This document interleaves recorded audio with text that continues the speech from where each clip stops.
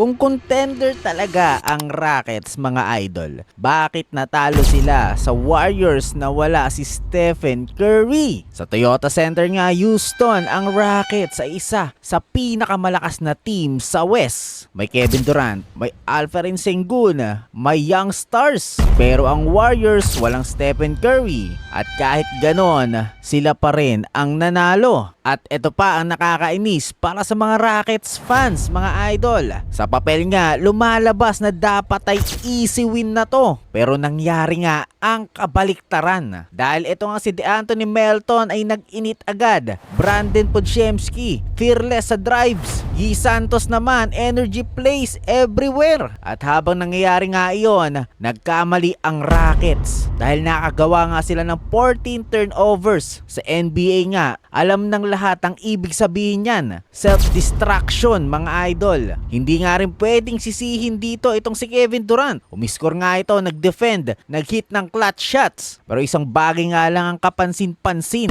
Talagang tinalangka nga siya nitong si Draymond Green. Lalo na sa crucial possessions. At doon na nagsimulang bumagal ang Rockets offense. At ito nga ang tanong na hindi gustong marinig ng Rocket fans. Contender ba talaga ang Houston o hype lang? Dahil kung hindi nila kayang talunin ng Warriors na walang Curry, paano nga ba kapag playoffs intensity na? Dito nga sa final minute, score tied 101-101. Nakabakit itong si Sengun. Mabilis naman sumagot ang Warriors at nakagawa na defensive stops hanggang sa dumating ang moment na pwede sana maging hero itong si Amen Thompson, kung saan sa game winner attempt nga nito ay na-miss nga nito ang opportunity at nagkaroon ng overtime. Sa overtime naman, naging chess match na ito mga idol. Ito nga si Kevin Durant nakagawa ng clutch 3. Si Sengun naman nakaput back. Pero ang Warriors naging mas composed, mas naging disiplinado, mas lumabas ang experience. At sa huli nga, Warriors steal the game. Ang final score nga 115-113. At ito nga ang mas malaking tanong. Kung kaya ng Warriors nang wala si Stephen Curry, baka nga mas delikado pa sila kaysa sa naiisip ng lahat. At para sa Rockets nga,